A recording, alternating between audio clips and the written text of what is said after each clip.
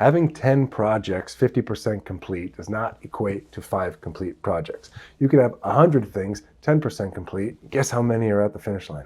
0. So in business, we sometimes want to do less things, but more of them. That way things actually get accomplished. I'm Arthur Petropoulos, the managing partner here at Hillview Partners. We're a middle market, low middle market investment banking firm, helping companies generating $1 million to $10 million a year in EBITDA, pre-tax profit, sell their businesses, or secure capital. So today's video is going to be a little briefer, perhaps a few less prongs, but it's a very, very important concept, again, that we implement with our company as we continue to grow and as we discuss and try to implement with all the clients that we work with is do more of less. And so what we mean by that is synthesize, carve, chisel a business down to what are the things that actually drive the outcomes. And it's probably less things than we're all doing. And then do more of those things, right? More, better, then different, as we've said in other videos in the past.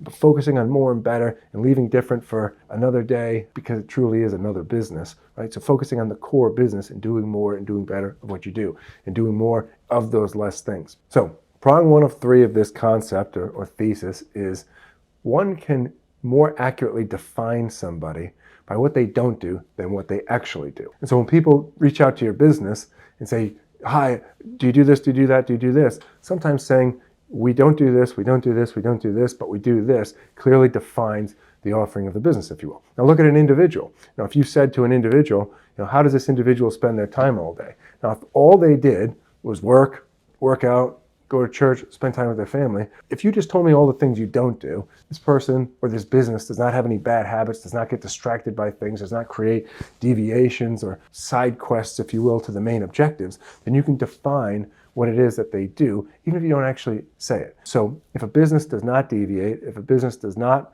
get distracted, if a business continues to just provide its simple offering of we provide these 3 products, we provide these 3 services. Look, in our business, looking at ourselves, we sell companies, we find businesses capital. That's it. If you can say it in a sentence and define all of the other things in the world that you do not do, then that sets a great foundation from which to do more of these less things. So secondly, if you first define what you do not do, the second prong in this is what works. And so when we look at any business and we say, okay, well, how do you get your sales? How do you get your customers? How do you get your engagements? How do you sell products? How do you fulfill products?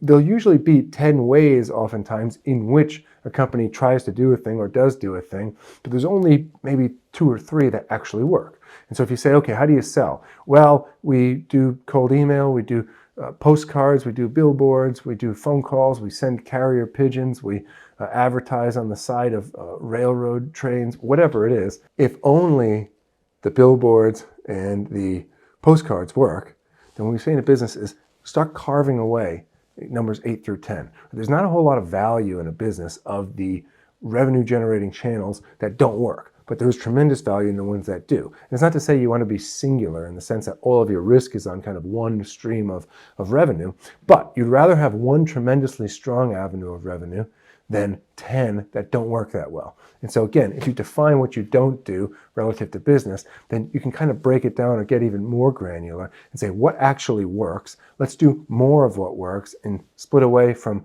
less of what does not work. And the third prong, which is going to hammer this drum a little bit more, is going to be, have you done all of more? And so again, define your business by what you do not do.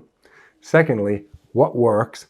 Let's do more of it. And third, if you're doing a lot of it, if you are doing more of it and you say, oh, but we could do this other thing and there's this other shiny object, there's this other avenue, say, have we done all of more, right? If there's a positive return on investment, right? So let's say you spend $1 on every postcard that you send out and it yields $1.50 of revenue if you were to measure revenue generated via postcard outreach. How much postcard outreach should you do?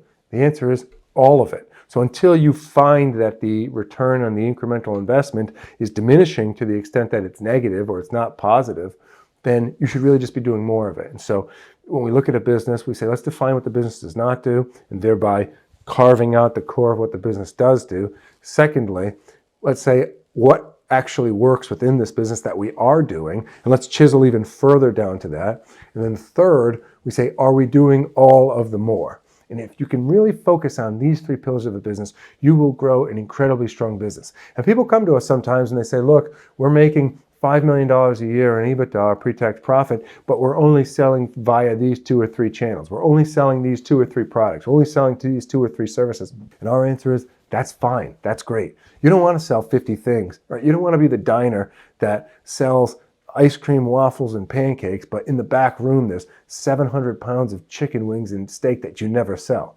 And I don't say this from a Greek descendant of diner owners, but as an example, right? You want to know what the business actually does, what it does well, and just hammer that home and do as much of it as you possibly can. You'd rather be the world's most famous milkshake than the store that does everything to everybody mediocre.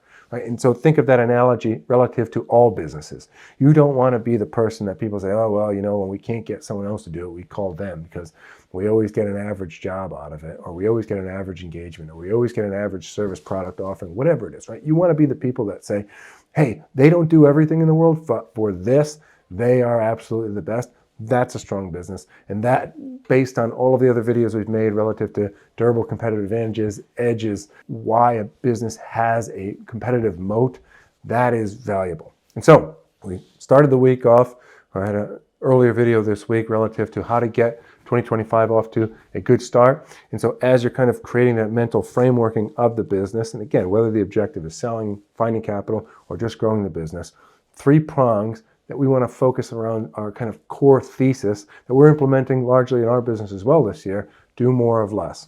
So prong number 1, define yourself not always by what you actually do, but what you don't do. Secondly, of what you actually do, what works? And what does that subset look like? And can you do more of it?